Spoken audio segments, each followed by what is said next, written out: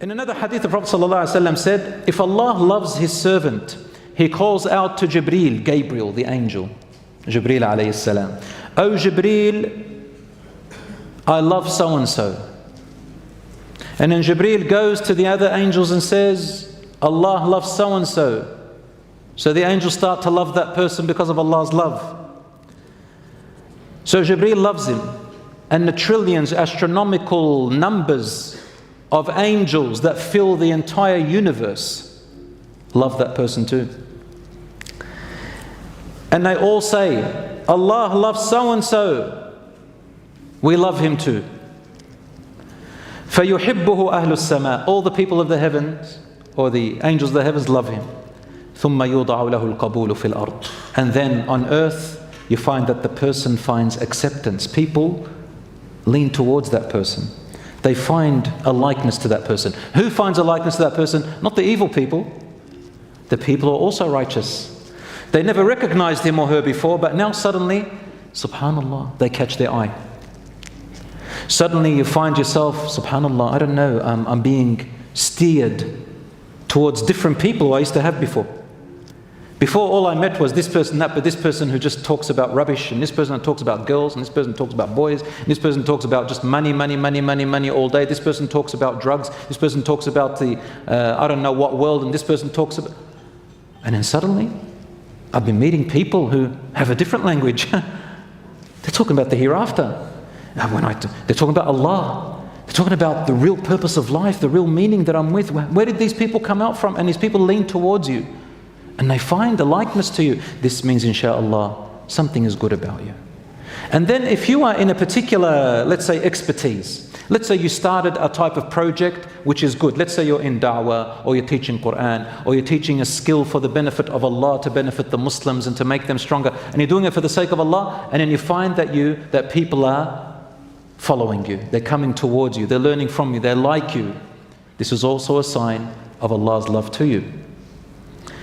So, depending on the level, sometimes a person, wallahi, never talks about their good deeds. You might not talk anything. Nobody knows how much charity you give. Nobody knows how good you are at home. Nobody knows what you do in the secret. You've never told anyone. But somehow, Allah makes it exposed. Allah makes your good work become exposed even if you try to hide it. Why? Allah likes you to shine. Allah likes you to shine. So long as you are not the person who wanted to go and show off, Allah makes you shine. The Prophet ﷺ said, "Man tawada'a lillahi rafa'ah." Whoever humbles themselves for the sake of Allah, meaning, if I do this good work, I'm doing it for the sake of Allah. Allah will raise that person. And I'll give you a kind of a practical approach from a non-Islamic perspective. It also fits in line with whoever humbles themselves, Allah will raise them. How? If we put Islam aside for a minute and look at it from a practical approach. The experts say that of self-development, if you appear deliberately below your actual reality, when people find out about you, they're more likely to be more impressed when they know your reality. But if you go around trying hard to appear above your reality, so you're a fake person, a fraud, maybe not a fraud, but not to that extent, but some people just show off a little bit, or they appear above their reality. When a person gets to know that person and finds out their reality is lower than that, they kind of get disappointed. And sometimes you might not be a fraud or a fakester or a show-off or anything, but people had a good impression of you. It's not your fault. And when they know you in your reality, you tend to get a bit disappointed when the person's reality is not as you thought. Right? Celebrities have that problem a lot. A lot of da'is who become famous and known, they have this problem, they say, well, I'm just a normal person.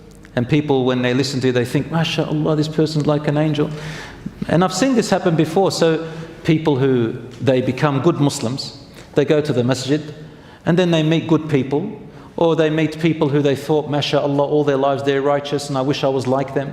And then one day, as they got closer, maybe they saw 1 or 2 or 3 bad habits from that righteous Muslim they always thought so highly about. And then they get very disappointed. Or I've even seen people go to the other extremes. They leave Islam altogether, or they say, I'm never going to go to the mosque again. No, don't do that. That's the shaitan. Each and every one of you has a potential to be a leader of Islam. Allah doesn't look at you who you're following. Allah looks at you how you become. But you know, when you thought so highly about someone, and then suddenly it doesn't appear exactly as they were, you kind of get a little bit of disappointment, right? So, مَنْ تَوَاضَعَ لِلَّهِ رَفَعَ. Whoever humbles themselves for the sake of Allah, Allah lifts them. He lifts them.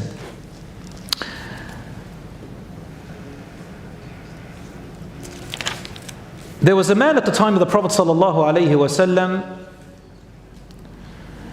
who the Prophet, peace be upon him, sent him, hadith is in Bukhari and Muslim, he sent him on a mission with a group of his companions. And this man, he was their leader. He was their leader on this trip.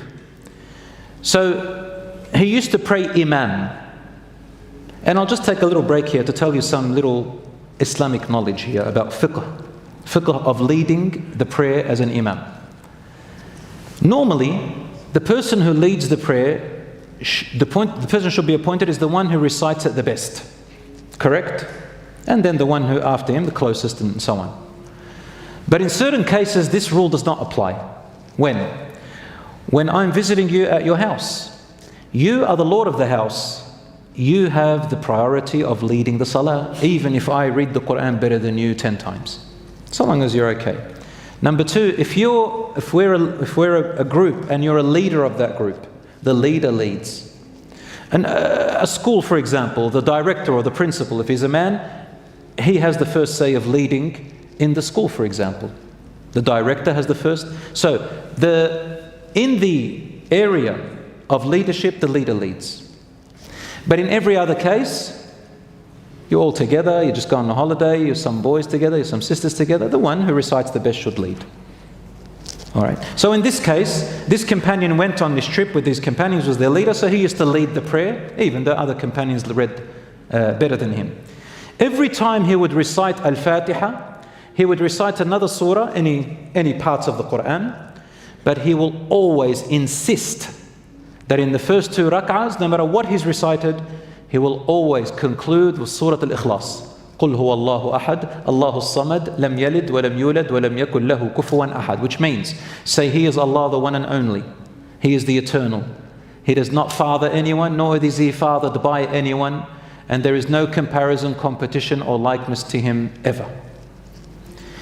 This Sahabi used to recite it every single time. So the other Sahabas came up to him and said, you don't have to recite Qul Huwallahu Ahad every time. Either recite Al-Ikhlas and go to ruku', or recite another surah and just leave Ikhlas every single time. You don't have to do it. They thought that maybe he thought you have to do it. He said, no, I know I don't have to recite Al-Ikhlas. But I recited the Ikhlas from the intense love that I have for its meaning. I'm not telling you guys to do it, but I just can't help myself. I love to read it because I have a love for it, and it gives me immense reminder and connection with my Creator. What is it? He said, it is the best description and definition of the most merciful who He really is. And that is most beloved to my heart. Because nothing is like Him. He is the one and only. He never fathered anyone. None has ever fathered Him. He is the eternal. There is absolutely nothing like unto Him. He says, the most merciful is like that.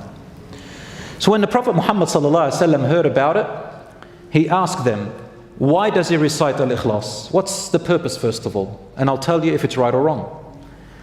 And when he asked him, he said, Ya Rasulullah, it's because of my love for what it means.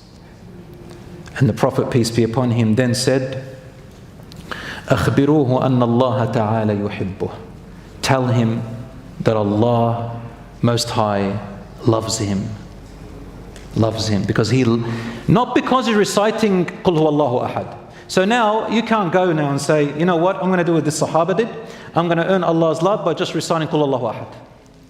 You know, we do this on the radio station when there's Quran, kids come and go, what would you like to recite for us today?